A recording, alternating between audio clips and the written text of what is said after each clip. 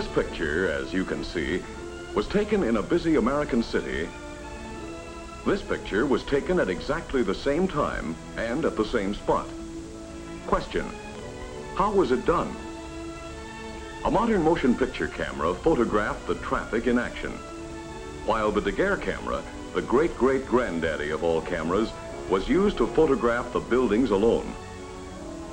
The action of this camera is so slow that there isn't time for moving objects to register on the film. On the other hand, the buildings, being stationary, gradually formed a sharp, clear image. And why use the Daguerre camera? To show that any picture of America without automobiles is hopelessly out of date. Today, the automobile is part of any American scene. Every man, woman, and child in America could go riding at the same time. And if we wanted to, we could all ride in the front seat, because there is a car or a truck for every 3 persons, almost 50 million motor vehicles. How many are 50 million cars? Bumper to bumper, they would stretch around the Earth at the equator 7 times. The distance we drive our cars and trucks every day would take us on 5 daily round trips to the sun. But the real importance of the motor car is in the way it has opened up new horizons in our way of living. And that brings up a very interesting fact about 1 out of every 7 American workers. Let's see what it is about that 1 worker out of 7. 1, 2, 3, 4, 5, 6, 7. Sir, what do you do for a living? You've heard of T-testers, haven't you? Well, I'm a toot tester. Yes, this man is a toot tester. He listens to automobile horns in a factory to be sure they are tuned to the proper musical tone. If anybody should ever ask you what the proper musical tone is, it's E flat combined with G.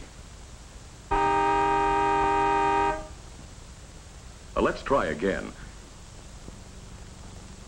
Pardon us, sir, but would you tell us what business you're in? Why, certainly. I'm a farmer. And what do you grow on your farm? Well, you might say I grow automobiles because I own part of the 4 million acres of farmland used to grow raw materials for paints and lacquers and insulation used in motor cars.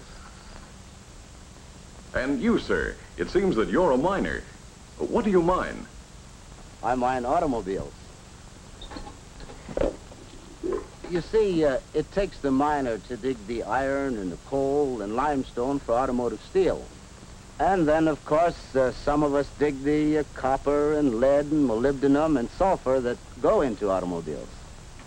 You might get answers like that in any crowd, anywhere, from any one of over 9 million men and women who make their living directly because of automobile transportation. That's what we mean by 1 out of 7. Let's see how many it takes to make over 9 million people. We'll begin with the city of Los Angeles, which has become our 4th largest city. Suppose every family in Los Angeles should decide for some reason to move elsewhere. Then suppose into each house left vacant, there should move a family of a worker in the automobile industry, the 1 man out of 7. Actually, Los Angeles isn't nearly big enough to hold them all, nor, for that matter, is the whole state of California. You see, there'd be the steel workers, the men who make steel for the automobile, and their families. There'd be the families of glass workers who make automobile glass. We'd have to find homes for the families of all the workers who build tires, and batteries, and parts. And we'd have to make room for the 800,000 families of the men in the big motor car and truck assembly plants. Yes, it would be moving day for 1 out of every 7 families in the United States. And we'd have to include the moving van driver and his family too. Because you see, he is one of more than 5 million drivers who drive for a living. Trucks, buses, and taxis.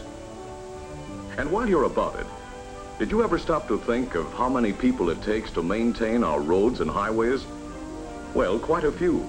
Because on the highway miles of America, we could drive to the moon and back more than 14 times. Well, does that account for 1 out of every 7 workers in America? Not quite.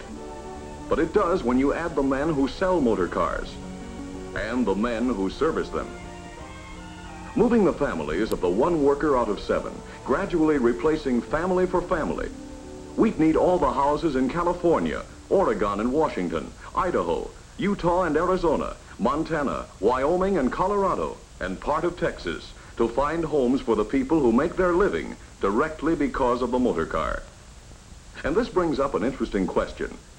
What would these people be doing if the motor car had remained a luxury for a few rather than a necessity for so many? And what about all the people who depend indirectly on the motor car for the way they live? Looking at it this way, we can fill up all the homes from North Dakota to Texas and from Minnesota to Arkansas, all the way to the banks of the Mississippi with the families of the men who use motor cars or trucks in their business. The plumber, the painter, the florist, the meter man, the rural mail carrier, and of course, the more than 2 million salesmen on the road. Now, it seems that we've found out something else about the motor car and its effect on our living.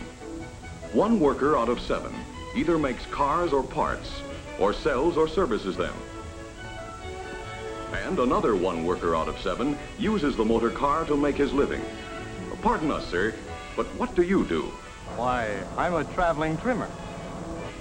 Yes, this man is a traveling trimmer who makes his living with his pruning saw and his truck. Yes, for that second man out of 7, there are all kinds of jobs that you might not even think of as being connected with the motor car. The traffic policeman and the people who make and sell traffic lights and parking meters. But would you think of railroad engineers?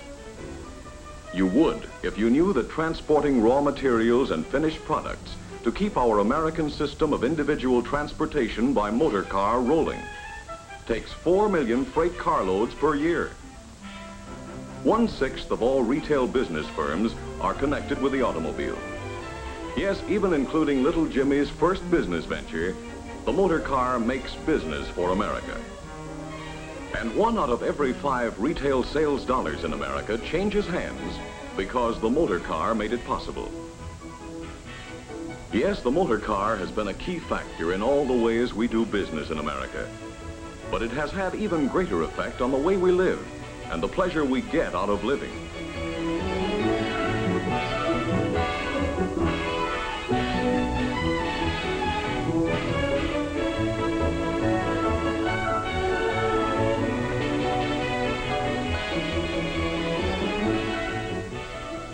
Being able to drive out into the country has made many of us want to live in the country.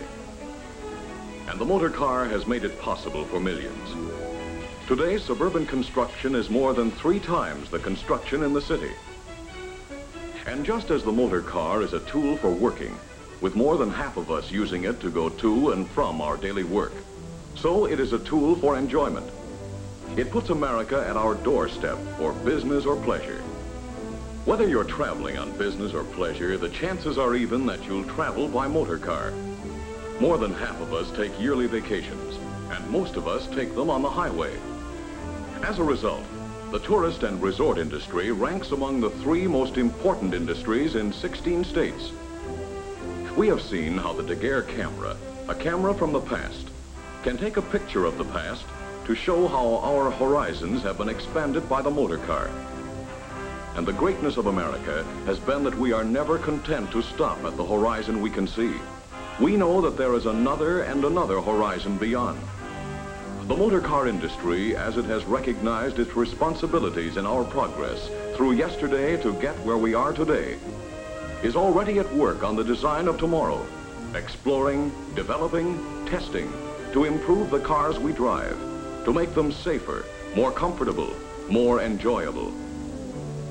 If we are to realize in full the motor car's vast potential for good, we must use it and care for it wisely. The motor car has been the key to open new horizons, not for the few, but for all. And all of us share in the responsibility of safeguarding the benefits it has brought.